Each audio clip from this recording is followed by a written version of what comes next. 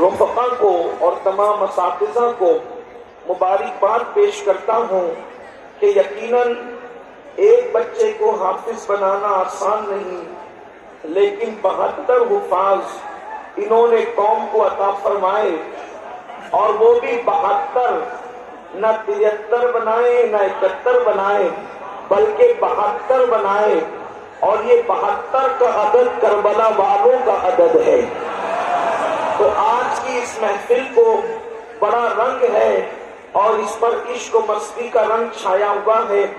تعلیمی کانفرنس میں میں ارادہ کچھ اور کر کے آیا تھا کہ میں کوئی گفتگو کروں گا، لیکن بھائی کفیل انبر کے نعروں نے اور ان کے بعد جناب مداح رسول محمد علی فیضی صاحب کے کلام نے حضور آپ کو دیکھنا چاہتا ہوں، اس نے میری طبیعت میں ایک تبدیلی سی پیدا کی، اور بربتے دل کے تار اس طریقے سے چھڑ گئے کہ میں نے سوچا کہ اب کوئی اور عنوان لینا انتہائی جفاکاری ہوگی، اس لیے میں نے اپنے عنوان کو تبدیل کر دیا ہے۔ ان کے کلام کو سن کر میں امید کرتا ہوں کہ آپ سب آنے والی گفتگو کو توجہ کے ساتھ سماعت کریں گے۔ یقیناً میں بار بار آپ سے یہ نہیں کہوں گا کہ آپ خاموش رہیں یا سبحان اللہ کہیں، کوئی بات نہیں ہوگی، صرف آپ کو اپنے عشق رسول کا ثبوت دینا ہے۔ یاد رکھیے اس وقت مسلم امہ پوری دنیا کے اندر دبی ہوئی ہے، پوری دنیا کے اندر کچھی ہوئی ہے، پوری دنیا کے اندر تباہی اور بربادی کے دہانے پر پہنچی ہوئی ہے۔ یاد رکھیے کہیں پر مسلمان زمین کا کوئی خطہ ہو جہاں مسلم حکومت ہے یا غیر مسلم حکومت ہے، کہیں پر لوگ چین اور سکون کی سانس نہیں لے پا رہے ہیں، کہیں پر کوئی مسئلہ ہے، کہیں پر کوئی مسئلہ ہے، ہر جگہ کسی نہ کسی مسئلے سے مسلم امہ دو چار ہے۔ ایسے ماحول کے اندر جبکہ کہیں مسلمان روٹی کپڑا اور مکان کے لیے ترس رہا ہو، کہیں پر مسلمانوں کی بیٹیاں غیروں کے ساتھ بھاگ رہی ہو، کہیں پر مسلمانوں کی بچیاں اللہ اکبر کسی کا ہاتھ پکڑ کر جا رہی ہو یا لوجوں کے اندر فروخت ہو رہی ہو، مسلمانوں کے چھوٹے چھوٹے بچے کھیتوں میں کام کر رہے ہوں، مسلمانوں کے چھوٹے چھوٹے بچے ہوٹلوں پر مزدوری کرنے پہ مجبور ہو چکے ہوں، مسلمانوں کا حال یہ ہو غربت کی چکی میں ایسے پس رہے ہوں کہ اللہ اکبر اسکول کی فیس بھرنے کے لیے پیسے نہ ہو، ایسے حالات کے اندر لوگ کریں تو کیا کریں، آخر کیا ایک کام کریں، آخر کون سا کام انجام دے جس کی بنیاد پر اس گرتی ہوئی قوم کو ہم اوپر اٹھا سکیں۔ اللہ اکبر آخر کیا اس قوم کو پیغام دیا جائے کہ کچلی ہوئی قوم پھر سے اٹھ کر پورے خط سے کھڑی ہو سکے، آخر اس قوم کو وہ کون سا پیغام دیا جائے، کس طرح اس قوم کو لایا جائے۔ اللہ اکبر اس قوم کو لایا جائے، اس قوم کو کس مقام پر لایا جائے جس کی بنیاد پر اللہ اکبر یہ قوم اللہ اکبر دلدل سے گناہوں کے نکل کر عزت اور تقوی کی شاہراہ پر آ سکے۔ میرے پیارے آقا علیہ السلام کے پیارے دیوانوں، تو مجھے تو کوئی عنوان سمجھ میں نہیں آتا۔ یاد رکھیں میں علم کا مخالف نہیں، بلکہ میرا نظریہ تو یہ ہے اللہ کے رسول صلی اللہ علیہ وآلہ وسلم نے 23 سال کی قلیل مدت کے اندر جو پوری دنیا میں شرق سے لے کے غرب تک انقلاب پیدا کیا تھا وہ خالص تعلیمی انقلاب تھا۔ لیکن یاد رکھنا صرف تعلیم اپنے مسئلے کا حل نہیں ہے، صرف دولت اپنے مسئلے کا حل نہیں ہے، صرف عبادت اپنے مسئلے کا حل نہیں ہے، صرف سیاست اپنے مسئلے کا حل نہیں ہے، صرف اللہ اکبر نعرے اپنے مسئلے کا حل نہیں ہے، صرف کانفرنس اپنے مسئلے کا حل نہیں ہے۔ آؤ گرتی ہوئی قوموں کو اٹھانے کے لیے ایک نسخہ ہے، پاپی قوموں کو تقوی کا شعور دینے کا ایک نسخہ ہے، اور وہ نسخہ کیا ہے؟ اللہ اکبر انقلاب ہمیشہ قلب والوں سے آتا ہے، دل والوں سے آتا ہے، اور دل کے اندر کیا ہوتا ہے جو انقلاب آتا ہے؟ یاد رکھنا عرب کی وہ بوریا نشین قوم جو نمک اور کافور میں فرق نہیں کر پاتی تھی، اس قوم کو کیسر و کسریٰ کا تاجدار جس طاقت نے بنایا تھا اس کو عشق مصطفیٰ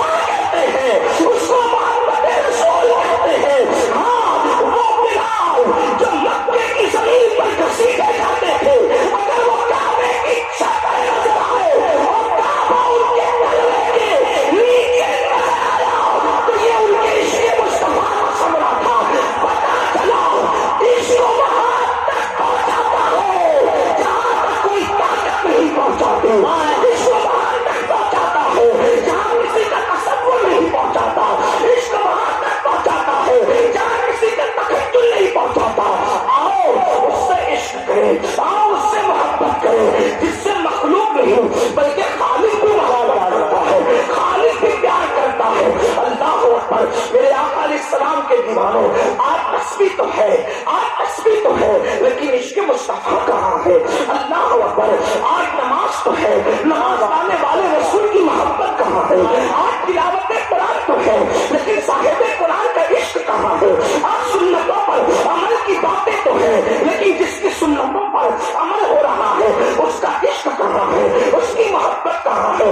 یاد رکھیں اقبال نے کہا تھا، دیوان گانے عشق محمد کو دیکھ کر، دیوان گانے عشق محمد کو دیکھ کر گھبرا گئی ہے گردش دورہ، کبھی کبھی گردن میں ہار ڈالے ہیں ماحول نجوم نے، گردن میں ہار ڈالے ہیں ماحول نجوم نے، گزرا ہے ان حدوں سے مسلمان کبھی کبھی، میری قوم کا وہ جوان جو پوری پوری رات گندی فلمیں دیکھ رہا ہے، میری قوم کا وہ جوان جو شراب کے اڈوں پہ الجھا ہوا ہے، میری قوم کا وہ جوان جو ماں باپ کا باغی ہو گیا ہے، میری قوم کا وہ جوان جو ملک اور ملت کی ترقی کی فکر سے بیگانہ ہو گیا ہے، اس قوم کو اگر سنوارا جا سکتا ہے تو ایک ہی فکر ہے، یہ دل مدینے کے تاجدار سے لگا دو، ان کو نبی کا دیوانہ بنا دو، ان کو نبی کا عاشق بنا دو، انقلاب خود بخود آئے گا۔ لوگ کہتے ہیں امین القادری یہ کیسے ہو سکتا ہے کہ کوئی نبی کا عاشق ہو اور نماز بھی پڑھنے لگے؟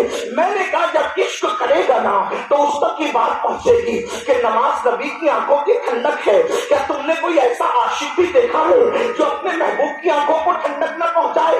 اللہ اکبر، اللہ اللہ، جب عشق کرے گا اس کو یہ بات پہنچے گی کہ گناہ کرنے سے نبی کا دل ٹوٹتا ہے، نبی کے پاک کے دل کو تکلیف پہنچتی ہے، تو وہ گناہوں سے خود بخود بچے گا۔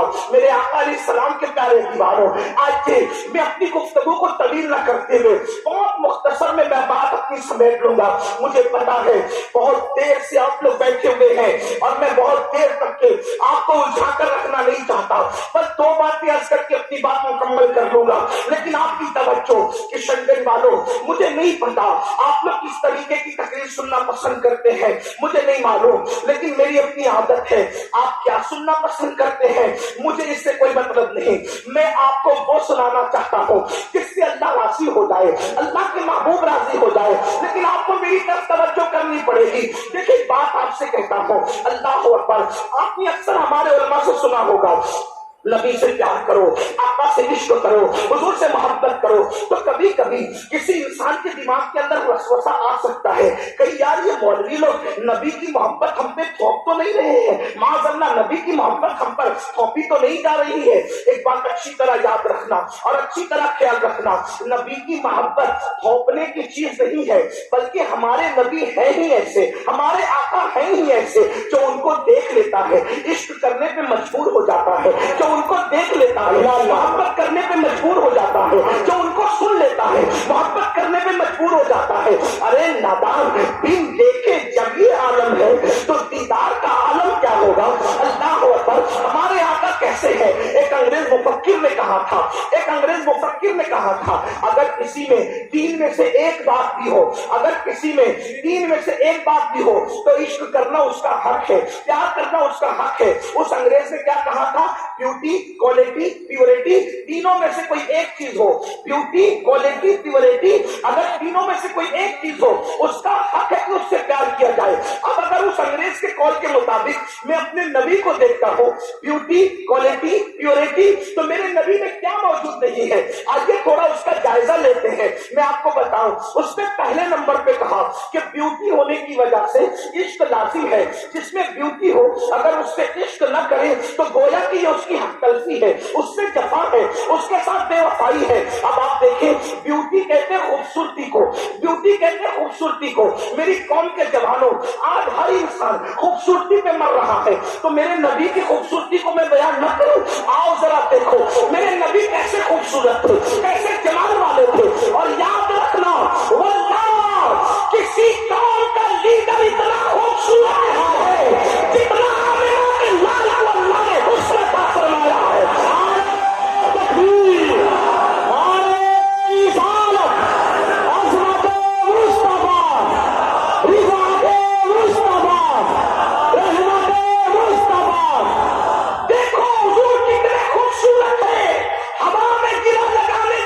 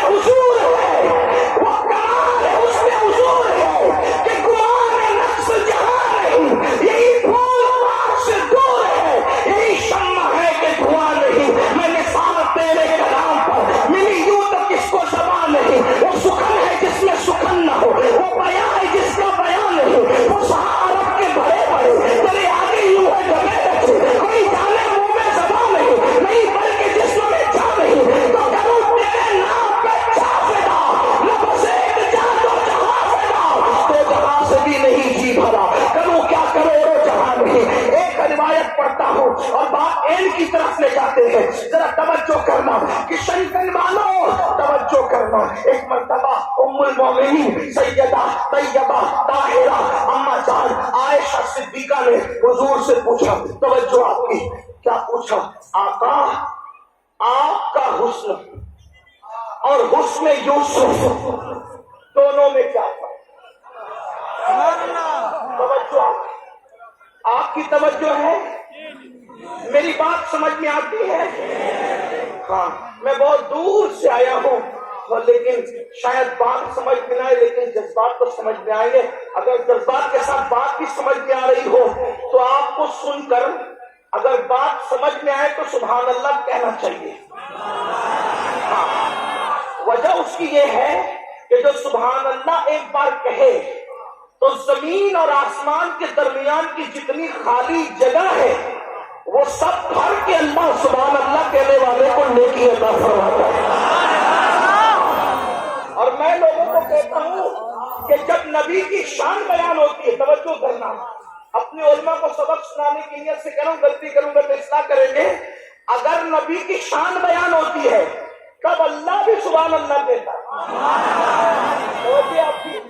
جب شان نبوت بیان ہو تو اللہ بھی سبحان اللہ کہتا ہے. لوگ مجھ سے کہتے ہیں وہ کیسے کہتا ہے؟ میں نے کہا معراج بعد میں بیان کی, پہلے کہا سبحان اللہ.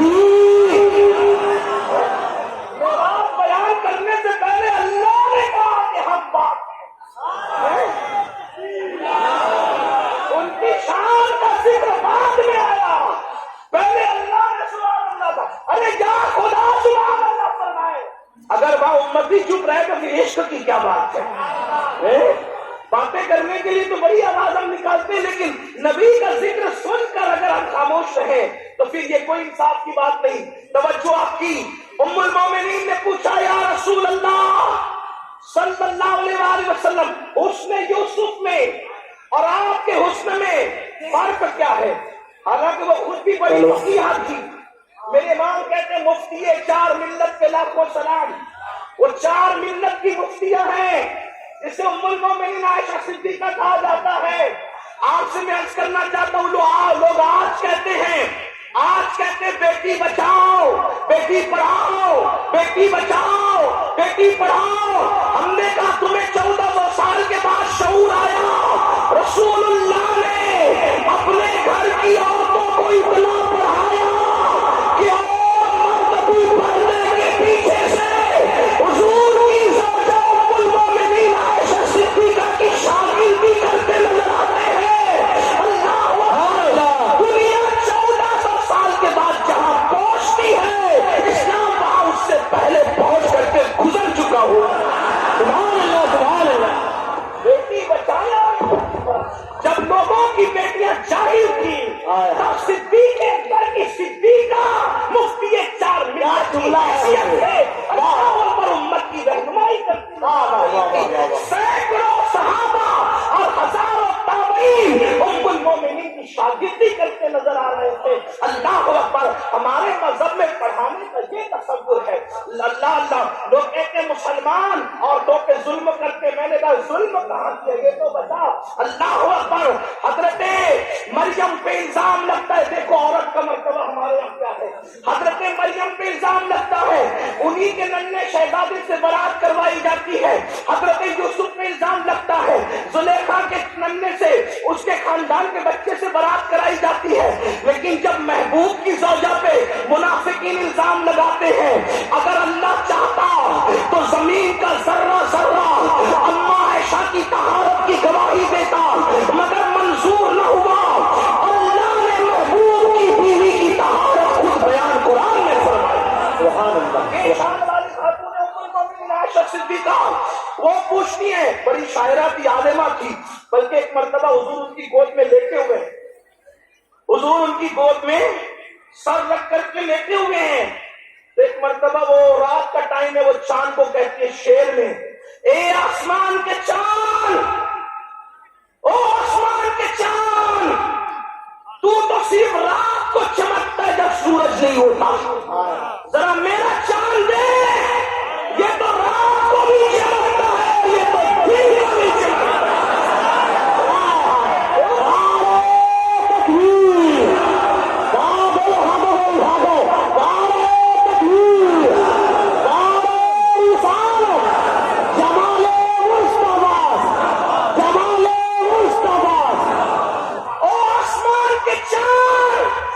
تو صرف رات کو چمکتا ہے. کہاں گئے وہ لوگ جو کہتے ہیں نعت پڑھنا بدعت ہے؟ کہاں گئے وہ لوگ جو کہتے ہیں نعت پڑھنا بدعت ہے؟ ارے نعت تو ام المومنین عائشہ صدیقہ بھی پڑھ رہی ہے. اگر یہ بدعت ہے تو پھر سنت کس چیز کا نام ہے؟ ام المومنین کہتی ہو آسمان کے چاند تو صرف رات کو چمکتا ہے میرا چاند دیکھ، یہ رات کو بھی چمکتا ہے دن کو بھی چمکتا ہے. تو آقا نے مسکرا کے کہا عائشہ تم شاعرہ کب سے بن گئی؟ تو جواب دیتی ہے جب سے آپ کا جلوہ دیکھا ہے شعر کہنا شروع ہے. اللہ اللہ اللہ اللہ اللہ سبحان اللہ سبحان اللہ. اسی ام المومنین نے پوچھا، توجہ کریں، اسی ام المومنین نے پوچھا کیا یا رسول اللہ آپ کے حسن میں اور حسن یوسف میں کیا فرق ہے؟ فرق کیا ہے؟ حسن یوسف پہلے سن لے، تھوڑا سا اشارہ دے دوں. حسن یوسف کیا؟ حسن یوسف کیا؟ حسن یوسف یہ محفل میں بیٹھ جائے بے نقاب ہو کر تو محفل روشن ہو جائے، یہ حسن یوسف ہے. کھانا کھائے تو حضرت یوسف کے حلق کے نیچے لقمہ اترتا ہوا دکھائی دیتا تھا، یہ حسن یوسف ہے. حضرت یوسف کا حسن یہ عورتیں دیکھ لیں تو اللہ اکبر دیکھ کے انگلیاں کاٹے دیکھ کر، بلکہ کاٹے نہیں انگلیاں کٹ جائے حسن یوسف کو دیکھ کر. تو انگلیاں کٹنے پر درد محسوس نہیں ہوتا، درد کا احساس نہیں ہوتا. حسن یوسف یہ بابا سے چھٹ جائے تو 50 سال تک روتے روتے حضرت یعقوب کی آنکھیں سفید ہو جائے. حسن یوسف یہ اللہ اکبر کوئی بھوکا دیکھے تو اس کی بھوک ختم ہو جائے، کوئی پیاسا دیکھے اس کی پیاس مٹ جائے، کوئی غمگین دیکھے اس کا غم ختم ہو جائے. یہ کیا ہے؟ حسن یوسف ہے. اب ام المومنین پوچھ رہی ہے، اب توجہ کرنا، یہ بات مس نہیں ہونی چاہیے کشن گنج والوں. حسن یوسف میں اور حسن مصطفیٰ جان رحمت میں فرق کیا ہے؟ اب میرے آقا فرق بتاتے ہیں، توجہ سے سننا تھوڑا. یا علم ریاضی کی ضرورت کسی کو پڑ سکتی ہے. آقا فرماتے ہیں عائشہ میں اللہ نے، توجہ، اللہ نے اپنے نور سے میرے نور کو پیدا کیا. حسن یوسف اور حسن مصطفیٰ کا فرق دیکھیں. کہتے ہیں آقا عائشہ اللہ نے اپنے نور سے میرے نور کو پیدا کیا، اللہ نے اپنے نور سے میرے نور کو پیدا کیا. میں بار بار جملوں کی تکرار اس لیے کر رہا ہوں کہ یہاں پڑھے لکھے بھی ہوں گے اور میری طرح کچھ ان پڑھ بھی آئے ہوں گے، تو ان لوگوں کو بھی بات سمجھ کے آ جائے. کیا عائشہ اللہ نے اپنے نور سے میرے نور کو پیدا کیا اور پھر فرماتے ہیں اس نور کو اللہ نے جیسا کہ چاہا 10 حصوں میں تقسیم کیا. نور کے بارے میں ہمارا عقیدہ یہ ہے کہ نور تقسیم نہیں ہوتا، لیکن مجازن صرف سمجھانے کے لیے یہ بات لی جا رہی ہے. اللہ نے اپنے نور سے میرے نور کو پیدا کیا، پھر اس کے 10 حصے کیے. اب 10 حصے میں سے، توجہ کرے، 10 حصے میں سے ایک حصے سے پھر 10 حصے کیا. اپنے نور سے نبی کے نور کو پیدا کیا، اس کے 10 حصے کیے، 10 میں سے پھر ایک حصے سے پھر 10 حصے کیے. اب اس 10 حصے میں سے پھر ایک حصے سے پوری کائنات کا حسن بنایا. دیکھیں، توجہ کریں، سمجھے، اللہ نے اپنے نور سے میرا نور پیدا کیا، اس نور کے مجازن 10 حصے کیے، 10 میں سے پھر ایک حصہ نبی کا نور، اس کے 10 حصے، 10 حصے میں سے ایک حصہ، ایک حصے میں سے پھر 10 حصے، 10 حصے میں سے پھر ایک حصہ، اور اس ایک حصے میں آقا فرماتے ہیں پوری کائنات کا حسن پیدا کیا. پوری کائنات کا حسن مطلب کیا؟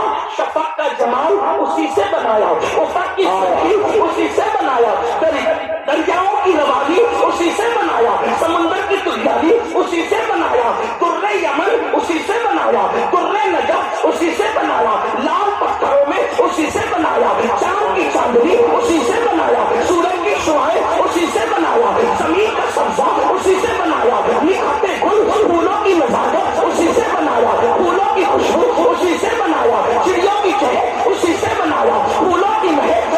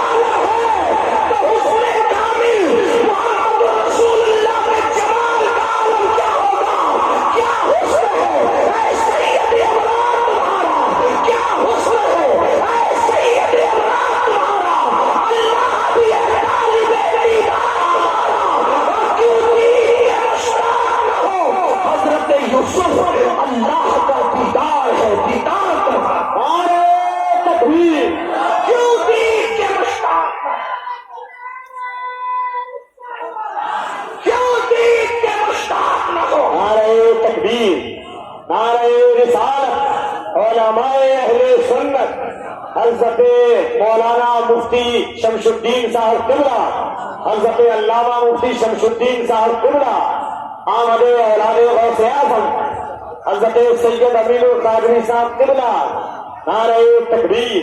دیکھیے حاضرین، آج کے ایک اور خصوصی خطیب مفکر اسلام حضرت علامہ مفتی شمس الدین صاحب قبلہ مکرانہ راجستھان حضور تشریف لا چکے ہیں، اور محبت اور احترام کے ساتھ شہزادے غوث اعظم کی آپ گفتگو سنیں۔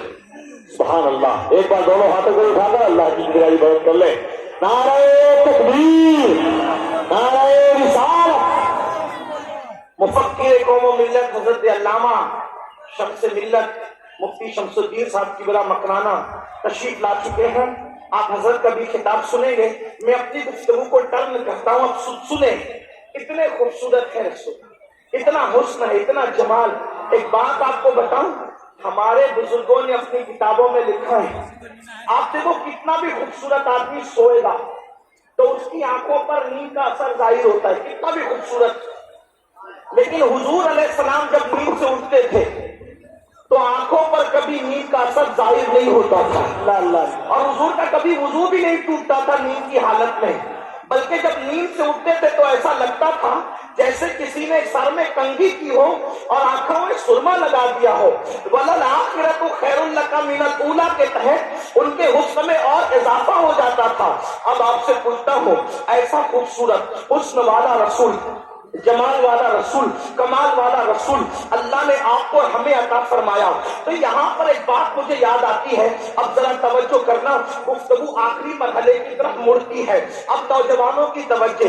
ایسا حسن والا، ایسا جمال والا رسول اللہ نے عطا کیا کہ حسن یوسف جسے حیرت سے تکتا ہو، حسن یوسف جسے حیرت سے تکتا ہو، اور امام اہل سنت حسن مصطفیٰ صلی اللہ علیہ وآلہ وسلم اور حسن یوسف میں تقابل کرنے میں لکھتے ہیں، حسن یوسف پہ کٹی مصر میں انگشت زنا، حسن یوسف پہ کٹی مصر میں انگشت زنا، سر کٹاتے ہیں تیرے نام پہ مردان عرب، وہاں کٹی یہاں کٹاتے ہیں، وہاں مصر کی عورتیں تھی یہاں عرب کے مرد تھے، اندازہ تو فرمائے کیا حسن ہوگا۔ صرف ایک بات یاد رکھنا، حسن یوسف پر ایک مرتبہ انگلیاں کٹی، نہ اس سے پہلے کٹی نہ پھر اس سے بعد کٹی، لیکن حسن مصطفیٰ کا عالم یہ ہے، اللہ اکبر، اس سے پہلے بھی ان کا حسن سن کر لوگوں نے گردنیں کٹائی، اس وقت بھی کٹائی، اور آج تک جتنی گردنیں لوگ کٹا رہے ہیں یہ سب اسی حسن کی رعنائی کا ہے۔ بدر میں کس کے حسن پر کٹی، احد میں کس کے حسن پر کٹی، خندق میں کس کے حسن پر کٹی، خیبر میں کس کے حسن پر کٹی، کربلا میں کس کے حسن پر کٹی، قادسیہ میں کس کے حسن پر کٹی، اور اللہ اکبر سن لو، پوری کائنات کے اندر یہ جو حسن جمال کی رعنائی کیا ہے، اگر حسن مصطفیٰ نہ ہوتا، اگر حسن مصطفیٰ نہ ہوتا تو کوئی بلبل کسی گل پر جان نہ دیتا، کوئی پروانہ کسی شمع پہ جان نہ دیتا۔ میرے امام کہتے ہیں اور بڑے مزے میں کہتے ہیں انہی کی بو مایہ سمن ہے، انہی کی بو مایہ سمن ہے، انہی کا جلوہ چمن چمن ہے، انہی سے گلشن مہک رہے ہیں، انہی کی رنگت گلاب میں ہے، اور ان کے شہزادے ہمارے دادا مرشد حضور مفتی اعظم یہی کہتے ہیں اللہ اکبر، بڑے مزے میں کہتے ہیں کہ یا رسول اللہ صلی اللہ علیہ وآلہ وسلم، بلبل ہے تیرا بلبل، پروانہ ہے پروانہ، یعنی یا رسول اللہ بلبل بھی آپ ہی کا شیدائی ہے اور پروانہ بھی آپ ہی کا شیدائی ہے۔ اللہ اکبر، اندازہ تو فرمائے میرے آقا علیہ السلام کے دیوانوں، اتنے خوبصورت ہے، اتنا حسن ہے، اتنا جمال ہے۔ ایک مرتبہ امام غزالی نے لکھا، امام غزالی لکھتے اب توجہ کرنا، گفتگو کا دوسرا حصہ شروع ہوتا ہے، اس لیے کہ میرے بعد ہماری جماعت کے ایک حق کو اور بے باک خطیب علامہ شمس الدین صاحب کا خطاب آپ کو ضرور سننا ہے، لیکن آپ بات سنیں، اللہ اکبر۔ ایک مرتبہ امام غزالی لکھتے ہیں، ایک نوجوان لڑکا ایک لڑکی کو دیکھتا ہے، توجہ کرنا بہت اہم بات ہے، ایک لڑکی کو دیکھتا ہے اور دیکھ کر اس سے کہتا ہے میں تم سے پیار کرتا ہوں کیوں تم بہت خوبصورت، میں تم سے پیار کرتا ہوں کیونکہ تم بہت خوبصورت ہو تم۔ اس لڑکی نے کہا اچھا مجھ سے پیار کرتے ہو، مجھ سے محبت کرتے ہو؟ تو اس نے کہا ہاں تم سے پیار کرتا ہوں۔ تو لڑکی نے جواب دیا, لڑکی کا جواب سنو, بڑا خوبصورت جواب تھا اس کا. اس نے کہا مجھ سے پیار کرتے ہو؟ میری بہن مجھ سے زیادہ خوبصورت ہے. اس نے کیا کہا لڑکی نے؟ میری بہن مجھ سے زیادہ خوبصورت ہے, وہ میرے پیچھے آ رہی ہے. اس نوجوان نے جیسے پیچھے مڑ کے دیکھا, لڑکی نے زوردار تماچا مار کے کہا منافق, غدار, جھوٹ بولتا ہے, منافق, غدار, جھوٹ بولتا ہے. اس نے کہا کیوں؟ کہا اگر تیرے دل میں میرا عشق ہوتا تو پھر میرے سوا کسی کو پلٹ کر نہ دیکھتا, اس لیے کہ عشق لا شریک ہوتا ہے, عشق میں دوری نہیں ہوتی, عشق میں منافقت نہیں ہوتی. اب میری قوم کے جوانوں, اے کشن گنج میں بیٹھ کر قدم رسول کے صحن میں بیٹھ کر نبی کے دیدار کی دعا کرنے والوں, حضور میں آپ کو دیکھنا چاہتا ہوں. کہ تمنا کرتے ہو, بولو حضور نظر آئیں گے. جن آنکھوں نے پوری پوری رات نرم نرم گدوں پہ لیٹ کر زنا کے مناظر دیکھے, ان کو حضور نظر آئیں گے. میں آپ کی دعا پہ قطعاً معترض نہیں ہوں, میں آپ کی دعا میں مکمل ساتھ تھا اور مکمل انہمام کے ساتھ تھا, اس لیے کہ مجھے یہ احساس تھا کہ اس پورے مجمع میں نہیں بلکہ اللہ کے تمام بندوں میں اگر سب سے زیادہ گرا پڑا کوئی بندہ ہے تو اس کو امین القادری کہتے ہیں. میں نے سوچا اتنے بڑے مجمع میں کوئی تو مقبول ہوگا. وہ کہہ رہا ہے حضور آپ کو دیکھنا چاہتا ہوں, میں بھی کہوں دیکھنا چاہتا ہوں, ہو سکتا ہے اس کی وجہ سے میری بگڑی بن جائے, لیکن حقائق تو حقائق ہے. شاعری کی دنیا میرے عزیز اور ہے, حقیقتوں کی دنیا اور ہے. آپ مجھے بتائیں جس قوم کا جوان رات کے 3 بجے تک نرم نرم گدوں پہ لیٹ کر گندی فلمیں دیکھ رہا ہو, وہ رسول اللہ کو کیسے دیکھ سکے گا؟ جو عورتوں پر پاپ کی نظر ڈال رہا ہو وہ رسول اللہ کو کیسے دیکھ سکے گا؟ مجھے بتاؤ جو نبی کا عشق رکھتا ہو, جو رسول اللہ کا شیدائی ہو, وہ کسی عورت پر کسی لڑکی پہ پاپ کی نظر ڈالے گا؟ سن لو, اللہ کے رسول نبی صلی اللہ علیہ وسلم نے فرمایا جس نے کسی عورت پر پاپ کی نظر ڈالی اس کی آنکھوں میں جہنم کی آگ کی بنی ہوئی سلاخیں ڈالی جائے گی. پوچھنا چاہتا ہوں پیاس کے ننھے ننھے ذرات اگر ہماری آنکھوں میں چلا جائے تو ہماری آنکھیں لال لال ہو جاتی ہیں, آنسو نکل پڑتے ہیں. اے میری قوم کے جوانوں, کیا تمہیں اپنے آپ سے محبت نہیں, تمہیں اپنے آپ سے پیار نہیں؟ جو آنکھیں ایک ننھا سا تل کا برداشت نہ کر سکے, جو آنکھیں پیاس کے چھوٹے چھوٹے ذرات برداشت نہ کر سکے, جب ان آنکھوں کے اندر عورتوں کو پاپ کی نظر سے دیکھنے کی بنیاد پر جہنم کی آگ کی بنی ہوئی سلاخیں ڈالی جائے گی, ان آنکھوں کا کیا ہوگا؟ ان آنکھوں کا انجام کیا ہوگا؟ لوگ مجھ سے کہتے ہیں مولانا کوئی طریقہ بتائے حضور کو دیکھنے کا. میں کہتا ہوں میں کوئی وظیفہ نہیں جانتا حضور کو دیکھنے کا. مجھے ایک ہی وظیفہ میرے بزرگوں نے بتایا, اپنی آنکھوں سے گناہ کرنا بند کر دو. اپنی آنکھوں سے رسول اللہ نے جس چیز کو دیکھنے کے لیے منع کیا ہے ان ساری چیزوں کو دیکھنے سے روک لو. جس وقت شوق میں آنکھیں بند کرو گے حضور کا دیدار نصیب ہو جائے. کوئی وظیفہ اتنا کارگر نہیں ہے, آنکھوں کے کنٹرول جتنا کارگر ہے. آپ امام احمد رضا کی بات کرتے ہیں, امام احمد رضا کے بارے میں ہمارے علماء نے لکھا ہے اکثر راتوں میں انہیں خواب میں رسول اللہ کا دیدار ہوا, لیکن آنکھوں کی حفاظت کا عالم کیا تھا؟ توجہ کریں, جبل پور سے لوٹتے وقت دیکھو عاشقوں کی فکر کیا ہے. جبل پور سے لوٹتے وقت جب اعلیٰ حضرت اسٹیشن سے اپنے گھر جا رہے تھے تو واپسی کا خط لکھتے ہوئے کہ میں خیر سے پہنچ گیا. مولانا عید الاسلام عبدالسلام جبل پوری کو لکھتے ہیں مولانا میں گھر جا رہا تھا, اچانک ٹانگے پہ بیٹھے بیٹھے بریلی کے باغ پر میری نظر پڑی تو پہلی بار پتا چلا کہ بریلی کا باغ اتنا خوبصورت ہے. آپ مجھے بتائیں جو اپنے شہر کے باغ سے آنکھیں بند کر لے تبھی تو مصطفیٰ جان رحمت کا جلوہ اس کے لیے بے نقاب ہوتا ہے. جو فلمیں دیکھیں آج کل وہ فلمیں سپر ہٹ ہوتی ہے جس میں جتنی گندگی زیادہ ہوتی ہے, جس میں جتنی ارانیت زیادہ ہوتی ہے. آپ کو بتاؤں ابھی کفیل بھائی مولا مشکل کشا کا نعرہ لگا رہے تھے, مزہ آ گیا, محفل زندہ ہو گئی. لیکن ایک بات کہتا ہوں, علی کے مرتضیٰ رضی اللہ تبارک و تعالیٰ فرماتے ہیں میں نے کبھی قصداً اپنا سطر نہیں دیکھا. میں اس کو پوری تشریح کے ساتھ نہیں بول سکتا لیکن جملہ سن لیں.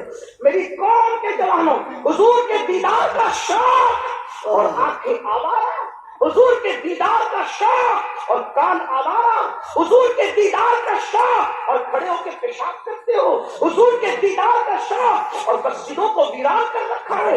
اگر دیدار بھی ہوگا تو کہیں چار پھٹکے نہ پڑ جائے، اگر دیدار بھی ہوگا کہیں جھڑکیاں نہ پڑ جائے۔ مسجدیں ویران کر کے حضور کے دیدار کی بات کرتے ہو، مسجدیں ویران ہے۔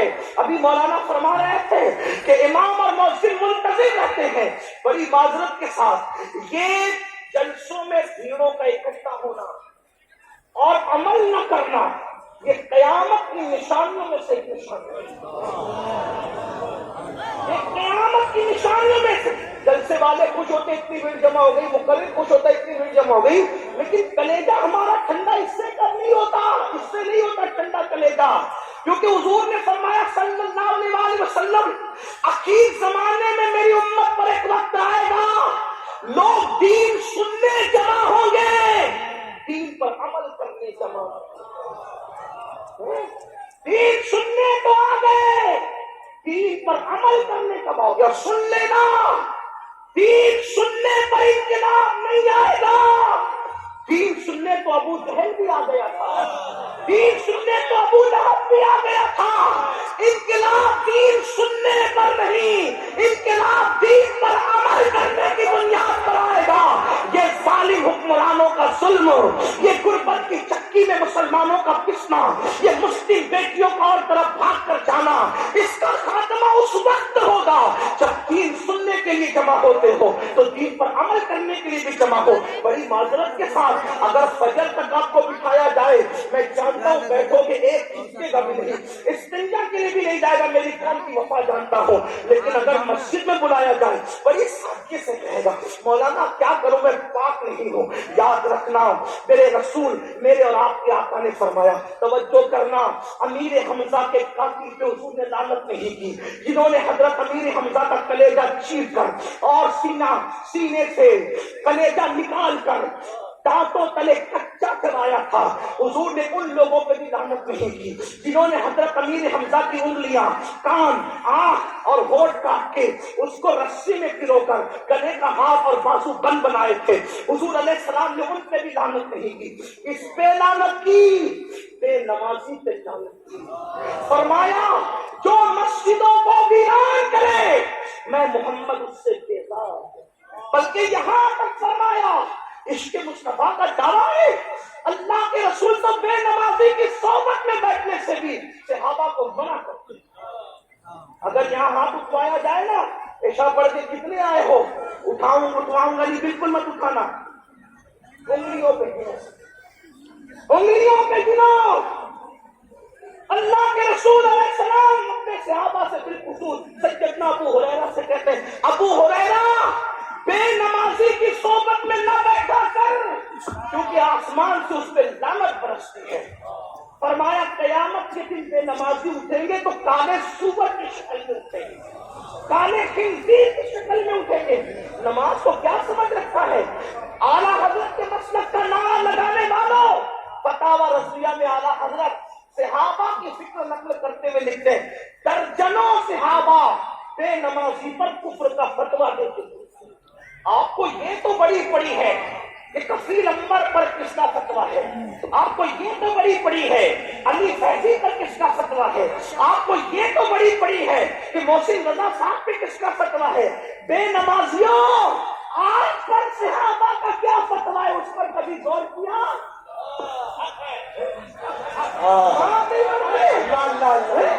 علماء کے فتوے توڑ رہے ہو، صحابہ نے فتوے دیے۔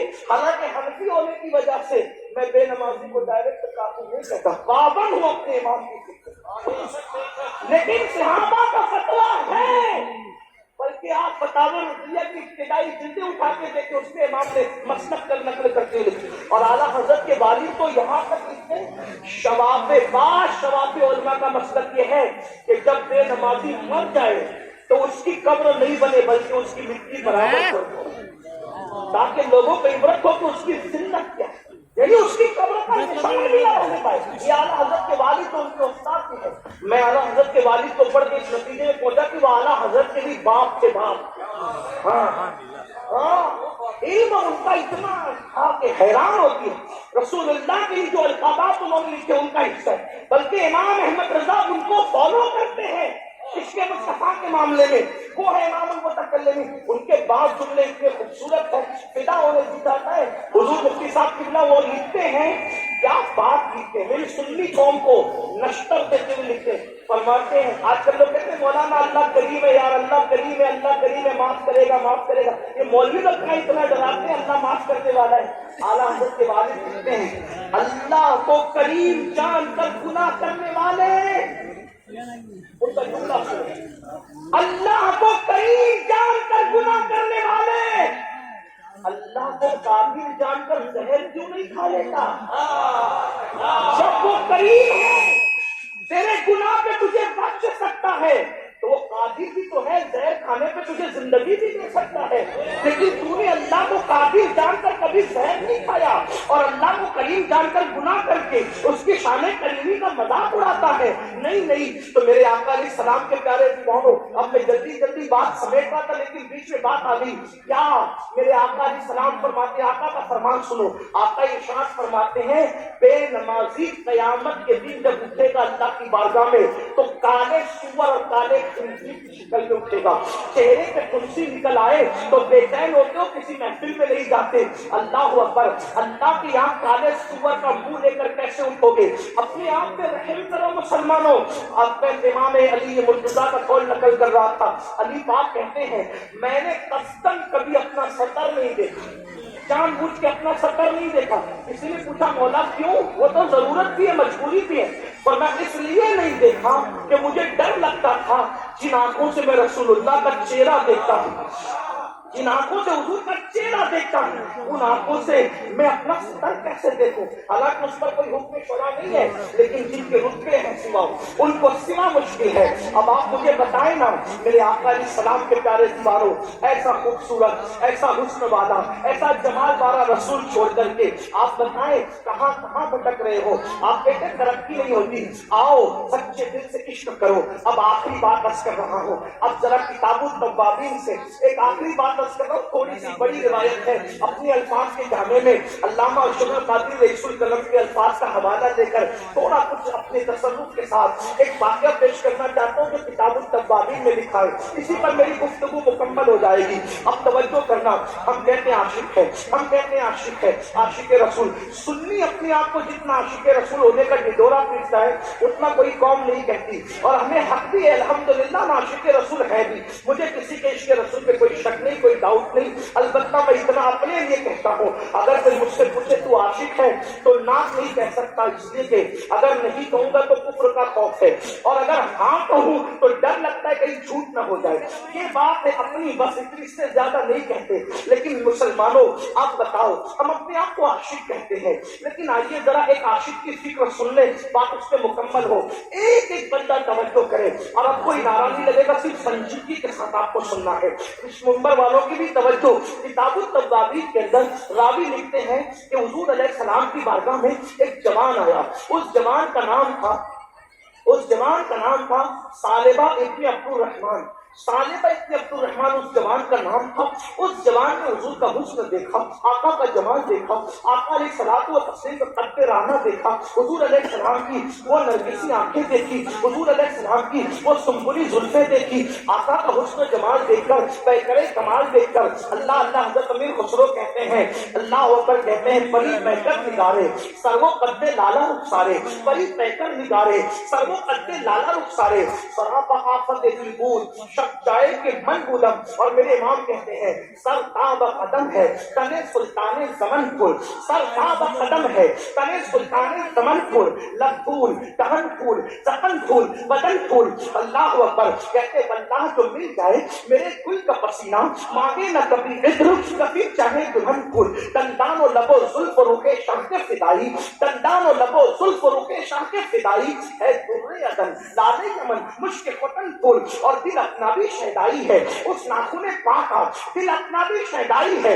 اس ناخن پاکا، اتنا بھی مہے نو پہ نہ ہے چرخ کون پھول، اور پھر کہتے ہیں کیا بات رضا، کیا بات رضا، کیا بات رضا اس چمنستان کرم کی، زہرا ہے کلی جس میں حسین اور حسن پور. یہ کیا بات کب کہتے شورا بیٹھے ہوئے ہیں، علماء بیٹھے ہوئے ہیں، کیا بات کب کہی جاتی پتہ ہے؟ جب بات ختم ہو جاتی تو کہتے کیا بات ہے یار اس کی تقریر کی، کیا بات ہے یار اس کی تقریر کی، کیا بات ہے یار تاج محل کی، کیا بات ہے یار مدرسے کی. یعنی جب آدمی کسی کو بیان کرنے سے قاصر ہو جائے، الفاظ ختم ہو جائے، تو آخری میں کہتا ہے کیا بات. تو امام احمد رضا جس نے پانی پہ قلم اٹھایا تو پانی کو پانی پانی کر کے رکھ دیا، جس نے زمین پہ قلم اٹھایا تو زمین کو مٹی میں ملا کے رکھ دیا. وہ وقت کا مجدد جب شان مصطفیٰ بیان کرتا ہے تو الفاظ ختم ہو جاتے ہیں. وہ کہتے ہیں کیا بات رضا. اب بات ہوگی ہی نہیں. اور اشارہ کیا دیا، توجہ کرے، اشارہ کیا بات رضا. اس چمنستان کرم کی، اس چمنستان کے بعد کی کیا بات. تو ذرا سمجھاؤ نا، سمجھانا بھی تو پڑے گا. کہتے زہرا ہے کلی. ارے اس باغ کو، اس گارڈن کو میں کیا بیان کروں گا جس کی ایک کلی کو زہرا کہتے ہیں، جس کی ایک کلی کو زہرا کہتے ہیں. حسین اور حسن پور، اس باغ میں تین کا تذکرہ یہ ہے، کلی زہرا حسن حسین پھول، جس میں تین کی یہ حالت ہے تو وہ پورا باغ ہے مصطفیٰ جانے رہے.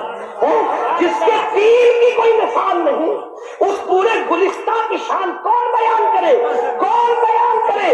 آپ کہیں گے وہ تین کیا ہے. میں روایت پڑھ رہا تھا لیکن ایک روایت پڑھ ہی دیتا ہوں. پڑھوں ایک روایت. بلگرام شریف سے کتاب چھپی ہوئی ہے، بلگرام شریف سے. اس کتاب کا نام ہے نظم اللوالی اور اس کے لکھنے والے سید محمد بلگرامی، اور اس میں تقریر بھی حضور تاج الشریعہ کی موجود ہے. اس میں ایک حدیث ہے. حدیث یہ ہے کہ ایک مرتبہ سیدہ طیبہ طاہرہ عابدہ زاہدہ راکعہ ساجدہ عالمہ غیر معلمہ ام ابیہا ام الحسنین خاتون جنت خاتون قیامت سیدہ فاطمۃ الزہرا اپنے بابا کے پاس آئی اور اپنے ابا جان سے عرض کیا بابا جان سب سے پہلے جنت میں کون جائے گا. اپنے بابا سے پوچھا بابا سب سے پہلے جنت میں کون جائے گا. حضور نے یہ نہیں کہا بیٹی مجھے دیوار کے پیچھے کی خبر نہیں، جنت کی کیا خبر. وہ تو لانتیوں کا عقیدہ ہے کہ نبی کو دیوار کے پیچھے کی خبر نہیں. یہ فاطمۃ الزہرا کا عقیدہ ہے. سرے آئینہ سنتے ہیں، پسے دیوار سنتے ہیں، پکارا جتنی بار وہ ہر بار سنتے ہیں. ارے جب غیب الغیب خدا کی ذات نہ چھپی تو جنت کے حوال کیا چھپ سکتے. میرے آقا سے پوچھا سیدہ نے بابا سب سے پہلے جنت میں کون جائے گا بلا توقف کا. فرمایا بیٹی تیرے بابا سب سے پہلے جنت میں جائے گا. سب سے پہلے کون جنت میں جائے گا؟ تیرے بابا محمد رسول اللہ. سیدہ نے فوراً دوسرا سوال کیا عورتوں میں کون جائے گا، عورتوں میں کون جائے گا. فرمایا عمران کی بیٹی مریم عورتوں میں جنت میں سب سے پہلے جائے گی. سیدہ کا کھلا ہوا چہرہ، وہ جو کلی ہے گلشن مصطفیٰ، کلی کی شان دیکھو تب گلشن سمجھتے ہیں. کیا بات رضا، کیا بات رضا. یہ کلی کا ذکر ہو رہا ہے. کیا بات رضا. کہا بابا عورتوں میں کون جائے گا تو فرماتے ہیں مریم عمران کی بیٹی جائے گی. سیدہ کے چہرے پہ کوئی رنگ آیا، پوچھا بیٹی تمہارے چہرے پہ رنگ. عرض کی بابا جب آپ نے مردوں میں اپنا نام لیا تو مجھے خیال ہوا کہ جب عورتوں کا ذکر کروں گی تو آپ میرا نام لیں گے. آقا نے مسکرا کے کہا بیٹی ہوگا وہی جو ہم نے کہہ دیا. وجہ یہ کہ یہاں باتیں بدلی نہیں جاتی ہے، تمہارے منہ سے جو نکلی وہ بات ہو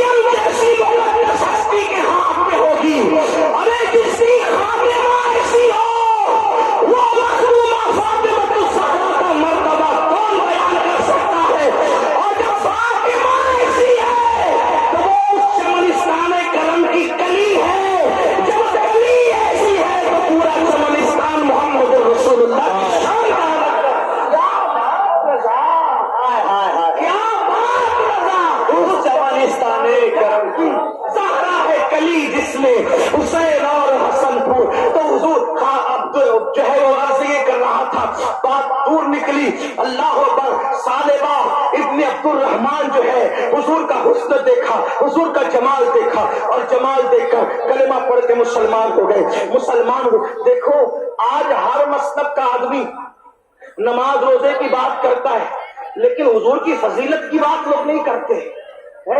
یعنی عیسائی یہودی بھی کہتے اسلام میں یہ اچھا ہے، یہ اچھا ہے، یہ اچھا ہے، لیکن حضور کی شان وہ بیان نہیں کرتے۔ کیوں؟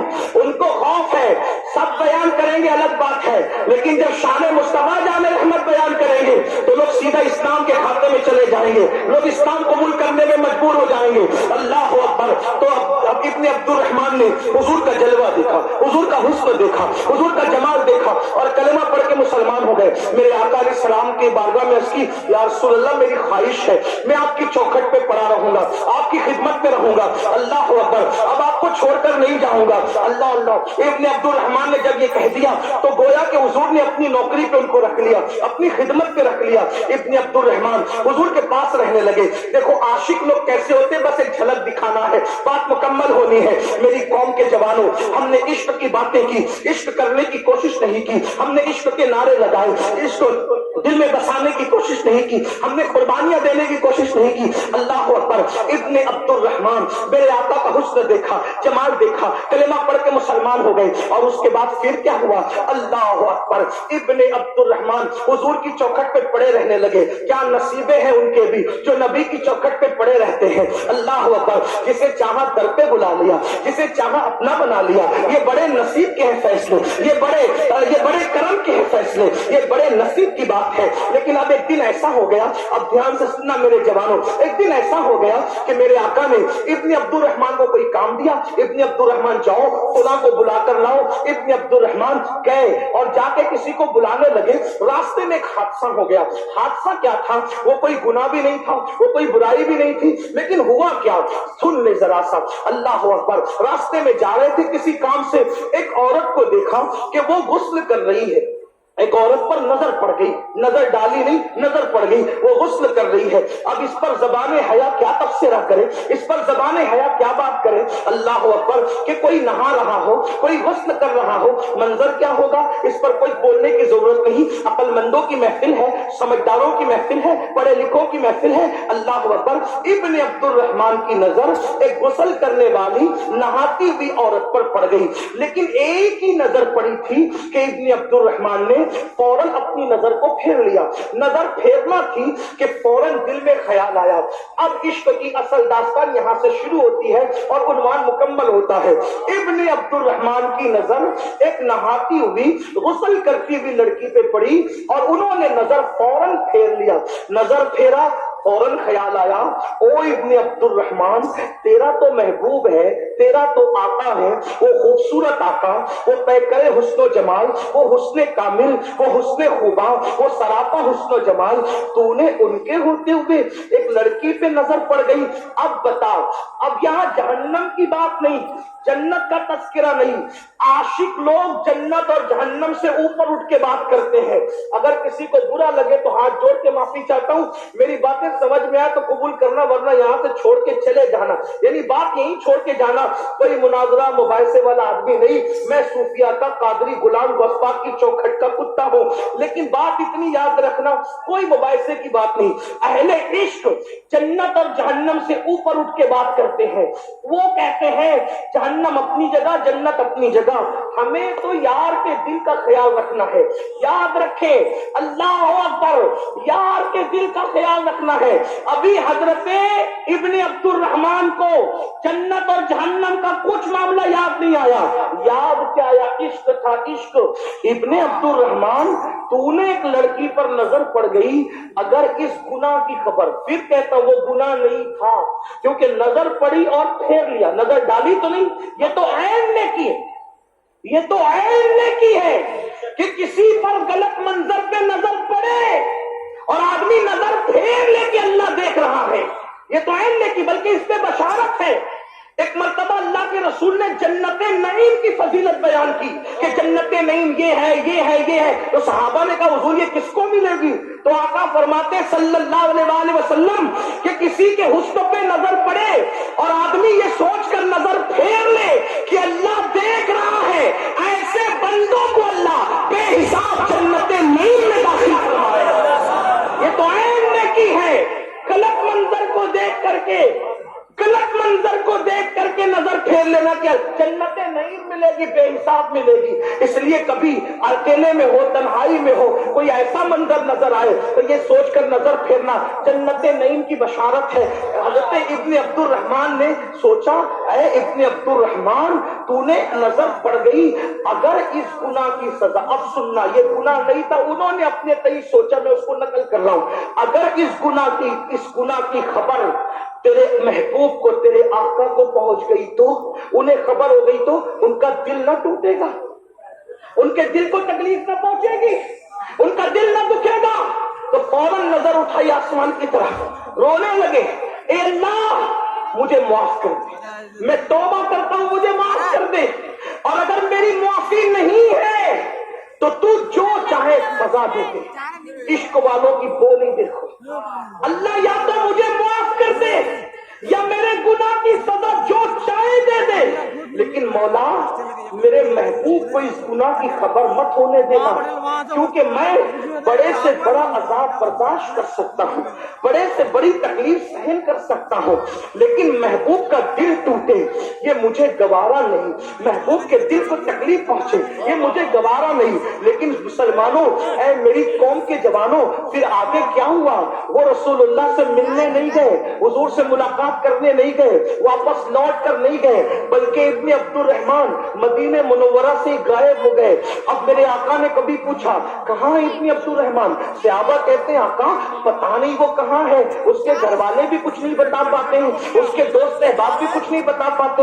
ایک دن گزرا، 2 دن گزرا، 3 دن گزرا، ہفتہ 2 ہفتہ، یہاں تک صاحب کتاب التوابین لکھتے ہیں 40 دن گزرے اسی حالت میں. ایک دن میرے آقا نے اللہ اکبر حضرت فاروق اعظم کو اور سلمان فارسی کو دونوں سے فرمایا اے عمر اور اے سلمان تم دونوں جاؤ، ابن عبد الرحمن فلاں جنگل کے اندر ایک غار میں بیٹھ کر رو رہا ہے، اور وہ صرف رو رہا ہے، 40 دن سے نہ کھایا ہے نہ پیا ہے نہ سویا ہے، بس ایک ہی دھن ہے اس کو، جاؤ اس کو میرے پاس بلا کر کے لاؤ، اس کو میرے پاس لے کر کے آؤ. اللہ اکبر.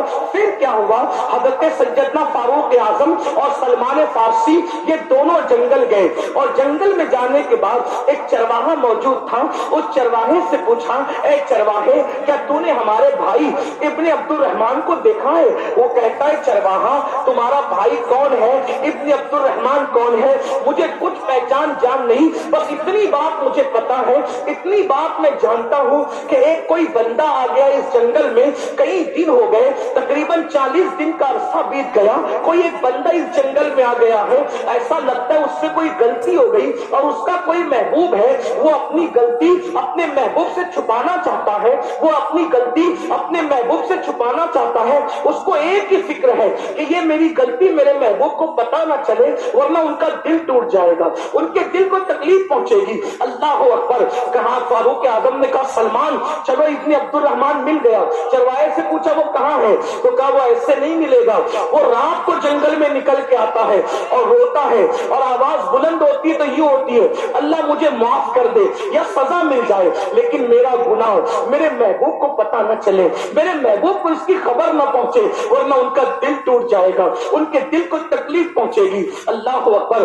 یہ لوگ رات کا انتظار کرنے لگے. جب رات ہوئی تو فاروق اعظم اور حضرت سلمان فارسی نے ایک دردناک آواز سنی. وہ دردناک آواز یہ تھی کہ اللہ مجھے معاف کر دے، میرے مولا مجھے معاف کر دے، لیکن میرے گناہ کی خبر میرے محبوب کو مت ہونے دینا، مولا ان کا دل دکھ جائے گا، ان کے دل کو تکلیف پہنچے گی. فاروق اعظم آئے اور لپٹا لیا اور لپٹا کے کہا ابن عبد الرحمن کیا حال بنا رکھا ہے، چلو تمہیں اللہ کے رسول بلا رہے ہیں، چلو تمہیں آقا بلا رہے ہیں. اللہ اکبر.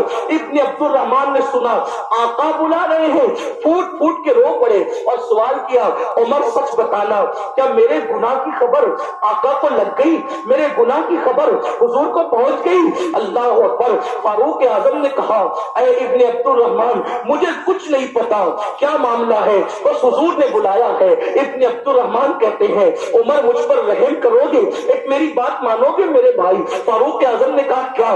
کہا دیکھو مجھ سے ایسا گناہ ہو گیا میں اپنے آقا کا سامنا نہیں کر سکتا، اپنے آقا کے سامنے نہیں جا سکتا، لیکن بلایا ہے تو میں انکار بھی نہیں کر سکتا۔ ایک کام کرو ایسے وقت میں لے کر چلنا جب آقا نماز کی حالت میں ہو، جب میرے آقا نماز پڑھ رہے ہو ایسی حالت میں لے کے چلنا تاکہ حاضری بھی ہو جائے اور سامنا بھی نہ ہو سکے، میں ان کا سامنا نہیں کر سکتا۔ آپ سے پوچھنا چاہتا ہوں اللہ اکبر۔ فاروق اعظم پھر انتظار کرنے لگے صبح کا۔ صبح ہوئی تو دونوں یاروں نے فاروق اعظم اور سلمان فارسی نے حضرت ابن عبد الرحمن کو اٹھ لیا اور سہارا دے کر لے کر چلے۔ جب مسجد نبوی میں پہنچے حضور نماز فجر پڑھا رہے تھے، آقا کی تلاوت قرآن کی آواز جیسے ابن عبد الرحمن کے کانوں میں آئی، برداشت نہ کر سکے، ہیبت کی وجہ سے چیخ ماری اور بے ہوش ہو کے زمین پہ گر پڑے۔ اللہ اکبر۔ اب یہاں بات آگے بڑھانے سے پہلے میں ایک بات آپ سے پوچھنا چاہتا ہوں، آپ آقا کو دیکھنا چاہتے ہیں؟ ہم آقا کو دیکھنا چاہتے ہیں؟ میرے بھائی ذرا بتا تو صحیح، ایک ناکردہ جرم کی وجہ سے اتنے عظیم صحابی حضور کا سامنا کرنے کی ہمت نہیں کرتے، اور ہم نے وہ کون سا جرم ہے جو نہیں کیا؟ کتنا حضور کا دل دکھایا ہے۔ اللہ اکبر۔ جو ماں کا دل دکھائے مرنے سے پہلے اس کی زبان پہ کلمہ نہیں آتا، ماں کا دل دکھانے والا زبان پہ کلمہ نہیں آتا۔ جو نبی رحمت کا دل دکھائے، جو میرے آقا کا دل دکھائے، کتنا دل دکھایا ہے۔ میں یہ نہیں کہتا کہ گناہ کرتے وقت ہماری نیت دل دکھانے کی ہوتی ہے، لیکن فاروق اعظم فرماتے ہیں لوگ چھوٹے بڑے گناہ کی بات کرتے ہیں، میں تو اتنا سمجھتا ہوں گناہ کوئی بھی کرو حضور کا دل دکھتا ہے، گناہ کوئی بھی کرو حضور کا دل دکھتا ہے۔ یہ میری بہنیں جو ہزاروں کی تعداد میں یہاں بیٹھی ہے، اے میری قوم کی شہزادیوں، جب تم گلے میں دوپٹے کو مفلر کی شکل میں لٹکا کر بازار میں گھومتی ہوگی تو رسول اللہ کے دل پر کیا گزرتی ہوگی؟ ٹیوشن کے نام پر، کوچنگ کے نام پر، پکنک کے نام پر جب عورتیں بے پردہ گھومتی ہوگی رسول اللہ کے دل پہ کیا گزرتی ہوگی؟ مسجدیں ویران ہوتی ہوگی حضور کے دل پہ کیا گزرتی ہوگی؟ کانوں میں ایئر فون لگا کر گانے سنتے ہوں گے حضور کے دل پہ کیا گزرتی ہوگی؟ چہرے سے داڑیاں مڈا کر کٹروں میں ٹھکوانے والوں جب تمہارے چہروں پہ وستورا چلتا ہوگا حضور کے دل پہ کیا گزرتی ہوگی؟ سوچا کبھی سب کے دل کا خیال کیا، اپنے نبی کے دل کا کیا خیال کیا؟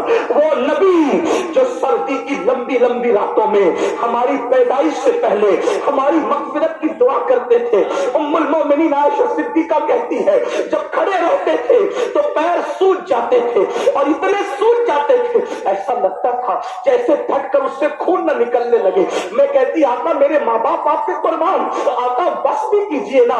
آقا فرماتے عائشہ میری امت گنہگار ہے، میری امت گنہگار ہے، بتاؤ ہماری ماں ہمارے لیے نہیں روئی، ہمارا باپ ہمارے لیے نہیں رویا، ہماری پیدائش سے 1400 سال پہلے جو ہماری بخشش کی فکر میں پوری پوری رات جاگتے رہے، وہ سید المعصومین اپنی فکر کی بجائے اپنی امت کی فکر آج اس نبی رحمت کا دل دکھا رہے ہو۔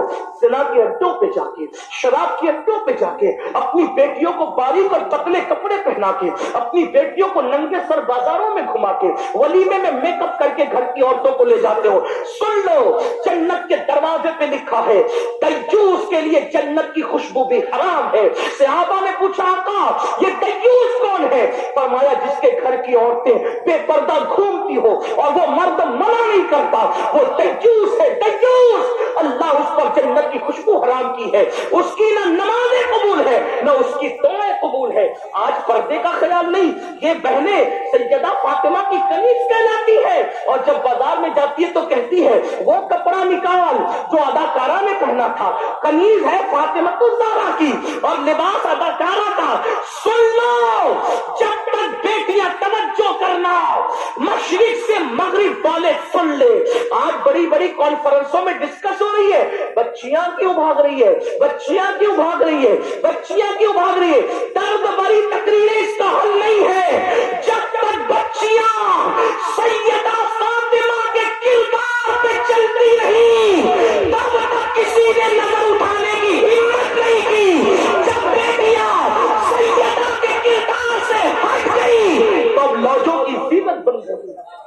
लॉजों में बिक रही है, अदाकारा के तरीके पे चलाकर बेटियों की इज्जत की हिफाजत नहीं हो सकती।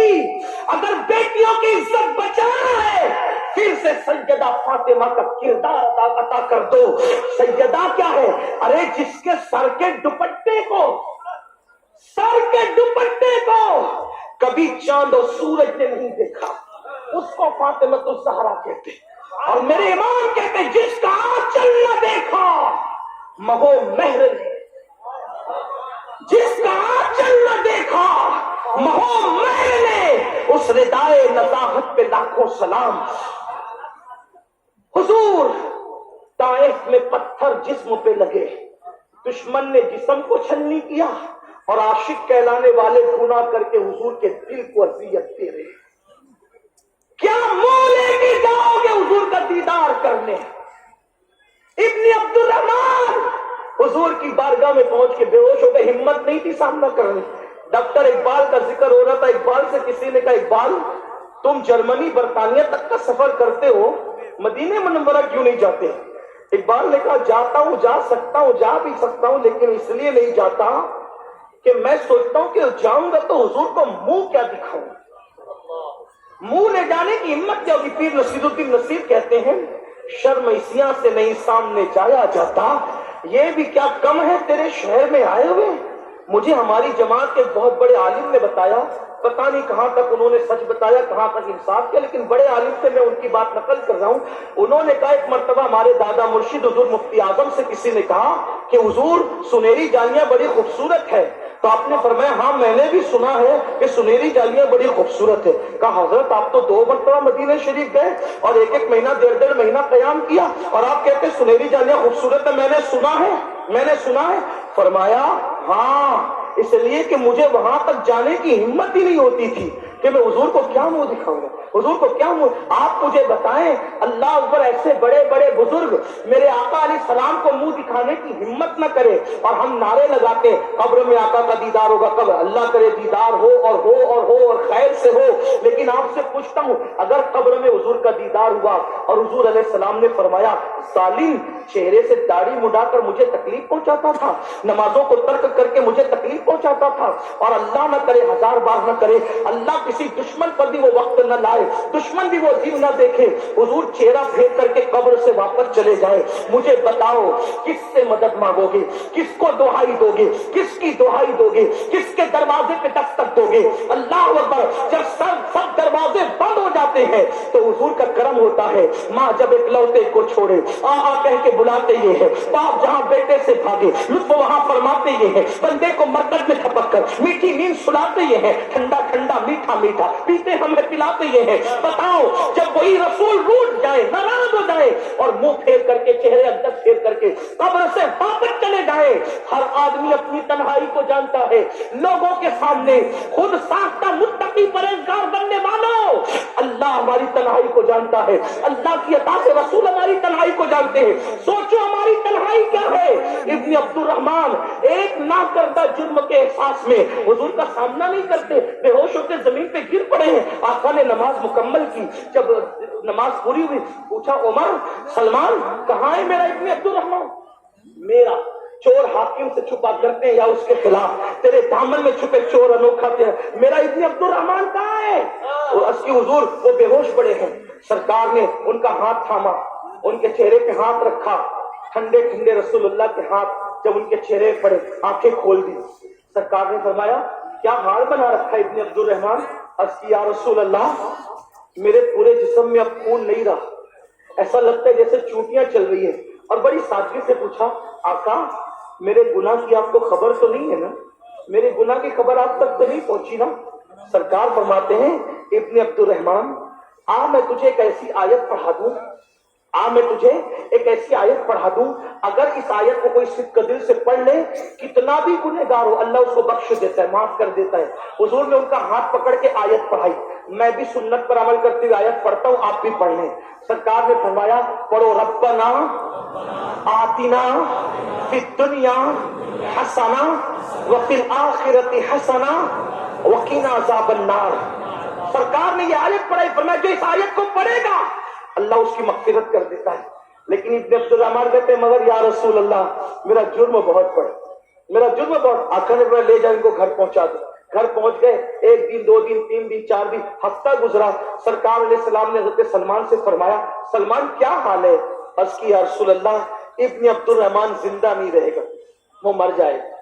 اب وہ زندہ نہیں رہے گا، وہ نہیں بچے گا، نہ کھاتا ہے نہ پیتا ہے، پتہ نہیں کیا ہو گیا، بس ایک ہی بات کہتا ہے اللہ مجھے معاف کر دے مگر میرے گناہ کی خبر میرے محبوب کو مت ہونے دے، میرے گناہ، بس ایک ہی آقا، اب میرے آقا کریم آقا اللہ اکبر، سننا کیسے کریم ہے، کیسے کریم ہے، کیسے کریم ہے، اللہ اکبر۔ فرماتے چلو آج اس کے گھر چلتے ہیں اور آج اس کا دل خوش کر دیتے ہیں چل کے، یعنی یہ بتا دیتے ہیں کہ اس حضور اس سے ناراض نہیں ہے۔ گئے سیدھا ان کے بستر پہ بیٹھ گئے، بستر پہ سرے بالی، انہیں رحمت کی ادا لائی ہے، حال بگڑا ہے تو بیمار کی بن آئی ہے، ان کی زلفیں نہیں رحمت کی گھٹا چھائی ہے، ان کے ابرو نہیں تو قبلوں کی یکجائی ہے، اور حال یہ ہے آج جو ہے کسی پر نہیں کھلنے دیتے، کب وہ چاہیں گے میری حشر میں رسوائی ہو۔ اللہ اکبر۔ بستر پہ آ کے سرے بالی بیٹھ گئے، پیشانی پہ ہاتھ رکھا، کیا حال ہے ابن عبد الرحمان؟ بندہ پرور غریب نواز آقا میرے گناہ کی خبر تو آپ کو نہیں ہوئی۔ سرکار نے ان کا سر اٹھایا اور سر اٹھا کر اپنی گود میں رکھا۔ ہائے ہائے کیا نصیبے ہیں میرے نبی کے یاروں کے، اگر نالین مل جائے آقا کی سر پہ رکھ کر ہم فخر کریں کہ ہاں تاجدار ہم بھی ہیں، لیکن وہاں حضور نے ان کا سر اٹھا کر اپنی گود میں رکھا۔ لیکن ہائے رے عشق رسول، واہ رے عشق رسول، واہ رے غیرت عشق رسول، ابن عبد الرحمان نے نبی کی گود سے اپنا سر دھیرے دھیرے کھسکا کر زمین پہ گرا لیا۔ جب زمین پہ گرایا تو آقا نے پوچھا ابن عبد الرحمان تو نے اپنا سر زمین پہ میری گود سے کیوں گرایا؟ تو رو کے کہتے آقا آپ کی گود بہت مقدس ہے، آپ کی گود بہت مقدس ہے، اور میرے سر میں یہ جو آنکھیں، یہ پاپی آنکھیں آپ کی گود میں رہنے کی حیثیت نہیں رکھتی۔ محب اور محبوب کے درمیان یہی باتیں ہو رہی تھی کہ بلبل سدرہ زمین پہ آئے، عرض کی یا رسول اللہ اللہ آپ کو سلام کہتا ہے، اور اللہ پاک ارشاد فرماتا ہے کہ ابن عبد الرحمان نے آپ کے دل کا خیال کرتے ہوئے ایک ناکردہ جرم کی وجہ سے اتنے روئے اتنا آنسو بہایا۔ واللہ اگر وہ صحیح معنی میں گنہگار بھی ہوتے، گنہگار تو ہے نہیں لیکن اگر صحیح معنی میں ہوتے بھی، اللہ یہاں تک فرما رہا ہے کہ ابن عبد الرحمان نے آپ کے دل کا خیال کرتے ہوئے اتنے آنسو بہائے کہ اگر قیامت کے دن وہ پوری دنیا کے انسانوں کے برابر بھی جرم لائے گا تو اللہ اس کو بخش دے گا۔ جس کو آپ کے دل کا خیال ہو، قدرت کو اس کا خیال نہ ہو، آپ کے لیے وہ اتنا رو چکے کہ اگر وہ سارے انسانوں کے برابر بھی گناہ اور پاپ لائے تو بھی اللہ بخش دے گا۔ میرے آقا نے فرمایا صحابہ سے اے ابن عبد الرحمان دیکھو تمہارے لیے کیا بشارت آئی آسمان سے۔ طاقت نہیں تھی، پوری طاقت اکٹھا کی اور اٹھ کر کے بیٹھ گئے، اور بیٹھ کے کہا میرے اللہ نے کیا کہا؟ اللہ کا فرماتے ہیں ابن عبد الرحمان اللہ فرماتا ہے کہ تو نے میرے محبوب کے دل کا خیال کر کے اتنے آنسو بہا لیے، اگر تو ساری دنیا کے برابر بھی جرم لاتا تو اللہ تجھے بخش دیتا۔ اتنا سننا تھا، چیخ ماری میں نے کیا کیا اور میرے یار نے کیا کیا، چیخ مار کے زمین پہ گر پڑے۔ صحابہ نے اٹھانے کی کوشش کی۔ یہ عشق والوں کا حال ہے، آج سب کا خیال، نبی کے دل کا کوئی خیال، شادیوں میں ڈی جے ہم بجائے، اللہ اوپر جائز ہم مانگے، اللہ اوپر جہالت کی لعنت میں ہم پھرتے رہے۔ کہاں ہو مسلمانوں؟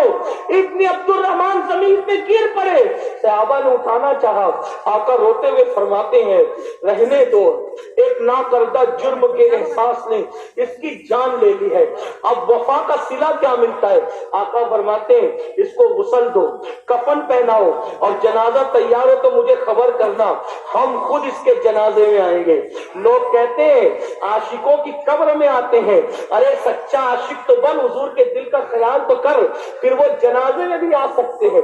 ان کے کرم کی بات کیا، ان کے کرم کی، جنازہ تو دور ہے، موت کے وقت سہانے بھی آ سکتے ہیں، ارے موت کے آئینے میں اپنا جلوہ دکھا سکتے۔ میرے امام کہتے ہیں جان تو جاتے ہی جائے گی، قیامت یہ ہے اب یہاں مرنے پہ ٹھہرا ہے نظارہ تیرا۔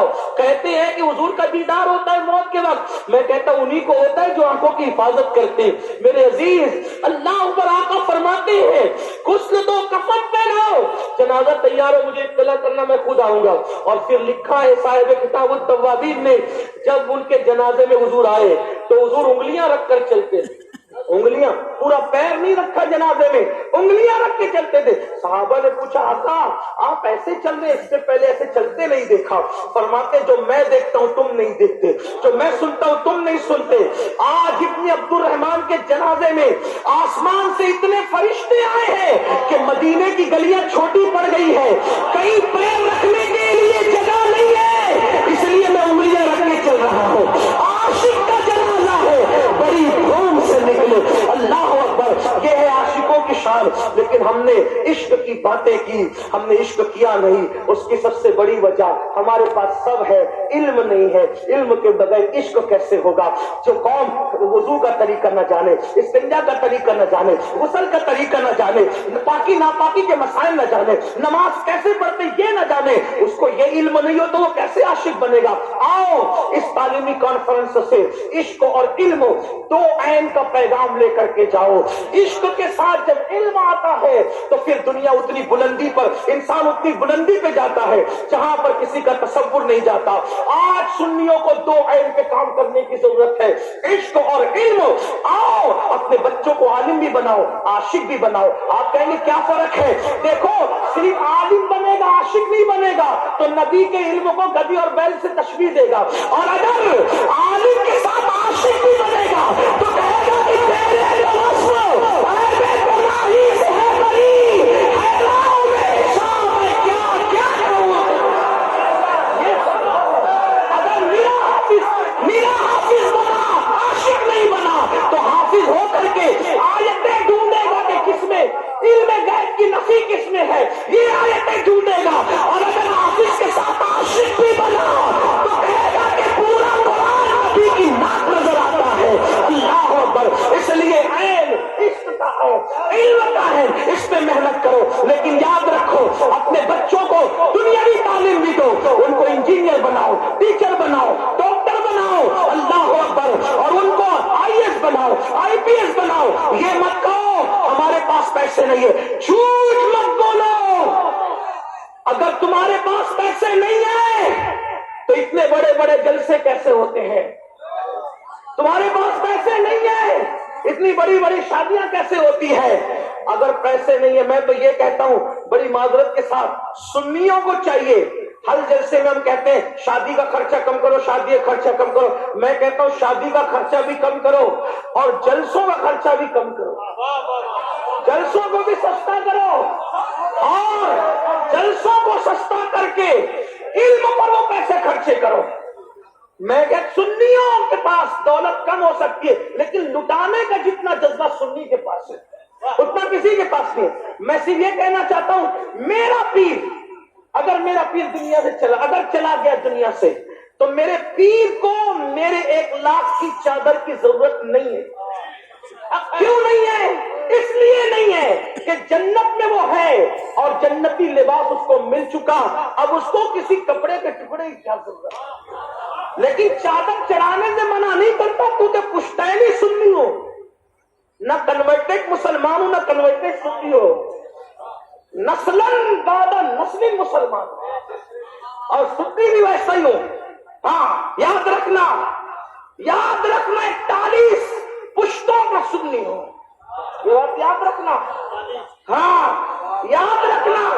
اس لیے چادر کا مخالف نہیں، 1 لاکھ کی مت چڑھاؤ، 1000 کی چادر چڑھا دو، اور 99,000 جو بچے وہ کسی یتیم کی اسکول اور کالج کی فیس اپنے پیر کے نام کے اصالے ثواب سے بھر دو۔ چادر پہ پیر صاحب جتنا خوش ہوں گے اس سے زیادہ اس فیل پہ خوش ہوں گے، یاد رکھنا۔ اور پھر ایک نسل کو پڑھاؤ گے 300 سال تک دیکھنا ہی نہیں پڑے گا۔ اگر کسی بیوہ کے سر پہ پیسہ بچا کے ڈال، میں منع نہیں کروں، چادریں ڈالو، چڑھے گی چادریں، لیکن اس شان سے چڑھے گی کہ 1 لاکھ کی نہیں 1000 کی چڑھے گی، اور 99,000 روپیہ قوم کے پیر کے اصالے ثواب کے لیے خرچ ہوں گے۔ امید ہے، اور جلسوں میں بھی ہر آدمی کو 50 اور 20 ہار ڈالنے کی بجائے 1 گلاب کے پھول پہ بھی اکتفا کر لو۔ یہ بات، اور آپ سے بات کہتا ہوں کہ नात खानों को भी उसको बुलाओ जो इश्क के शेर बेचता नहीं हो, जो ताजिर, याद रखना, जो आशिक होगा वो ताजिर नहीं होगा, और जो ताजिर होगा वो आशिक नहीं होगा। इसलिए कि इश्क में जो चीज दी जाती है उसका सिला नहीं माना जाता, बल्कि हाथ जोड़ के कहते हैं यार से बता कि तू राजी है कि नहीं है। इसलिए ऐसे खुतबा को बुलाओ जो ना किताबत बेचते हो, और ना ऐसे शोरा को बुलाओ कि जो इश्क मुस्तफा का सब, जो खुद बेचारा इश्क से नारी और अपने आप पर नफ्स का भारी, वो क्या आपको इश्क की लौ दे सकता है? इश्क तो आशिक दे सकते हैं। और याद रखना, उनको बुलाओ जो सिर्फ फिक्र रजा की बात नहीं करते पब्लिक को खुश करने के लिए, बल्कि वाकई फिक्र रजा के पाबंद भी हो। इस एतबार से मेरे इमाम ने तो यहाँ तक फरमाया, कोई नबी की नाक पड़े और दिल में सोचे कि मुझे शिरनी डबल मिलना चाहिए, तो गोया कि उसने अपनी नाक बेच दी शिरनी के आए। तो ये सोचे जो नबी का सदका मिलेगा मिलेगा, ना मिले तो देने वाला कौन देता है? देने को मुंह चाहिए, देने वाला है सच्चा हमारा नबी। जो मांग के मिले उसे सदका रसूल नहीं बल्कि भीख कहा जाता है। भिखारियों को मत बुलाओ अपने मजमे में, दरवेशों को बुलाओ जो मांग कर नहीं बल्कि अता करके जाओ। जब जलसों का बोझ हल्का करोगे तो इंशाअल्लाह पूरी कौम में इनकलाब आएगा, पूरी कौम तब्दील होगी। और तालीम पर ज्यादा खर्चा करो, और अगर नहीं पूरी कौम के लिए कुछ कर सकते तो अपने बच्चों के लिए कुछ करो। हमारे महारेरा के सरकारों ने नारा दिया, आधी रोटी खाएंगे, बच्चों को पढ़ाएंगे। अगर आधी रोटी खाना पड़े तो आधी रोटी खाओ, मगर अपने बच्चों को पढ़ाओ। तो ये ईद पर 4 ड्रेस मत बनाओ, एक ही बनाओ, पैसा बचाकर बच्चों को पढ़ाओ। सिर्फ 10 साल मेहनत की जरूरत है। एक वक्त तो वो आएगा इस्लाम इस्लाम और इस्लाम नजर आएगा। इसलिए कि अल्लाह ने मुसलमानों को इतना टैलेंट दिया है, इतना टैलेंट किसी के पास नहीं है। लोग हमारे टैलेंट से खौफजदा है, इसलिए न पढ़ने देते, न तिजारत करने देते, न सियासत करने देते, आपस में ऐसे उलझा रखा है। और एक आखिरी बात ये भी कह देता हूँ, मुसलमान आपस में मुत्तहिद रहे। मुसलमान से मुराद जिसे हम मुसलमान मानते हैं, हाँ, जिसे हम मुसलमान, फिक्र रजा की रोशनी में जिसे हम मुसलमान आपस में मुत्तहिद रहे, लड़े नहीं, उलमा मुत्तहिद रहे। मुत्तहिद रहने का आसान तरीका ये है कि जो लायानी बातें हैं उसमें उलझने की कोई जरूरत ही नहीं है। इसलिए कि असल हदफ पर तवज्जो कीजिए, लायानी बातों पर ध्यान मत दीजिए। कलर कौन सी टोपी का अफजल है, ये कयामत के दिन अल्लाह फैसला करेगा। ईद किसका बड़ा था, ये कयामत के दिन अल्लाह फैसला करेगा। जो फैसले अल्लाह ने करने हैं उन फैसलों को हमको करने की जरूरत नहीं है। हम तो ये सोचे नबी का जो गुलाम है हमारा वो इमाम है। अल्लाह हम सबको अमल की तौफीक दे। गुफ्तगू के दरमियान कोई गलती हो अल्लाह माफ फरमाए। अस्तगफिरुल्लाह रब्बी मिन कुल्ली ज़म्बि व अतूबु इलैह। अभी जलसा खत्म नहीं हुआ, अभी दस्तार भी होगी। और अल्लामा इतने अच्छे खतीब हैं कि आप हजरात जो है वो मस्त हो जाएंगे इंशाअल्लाह।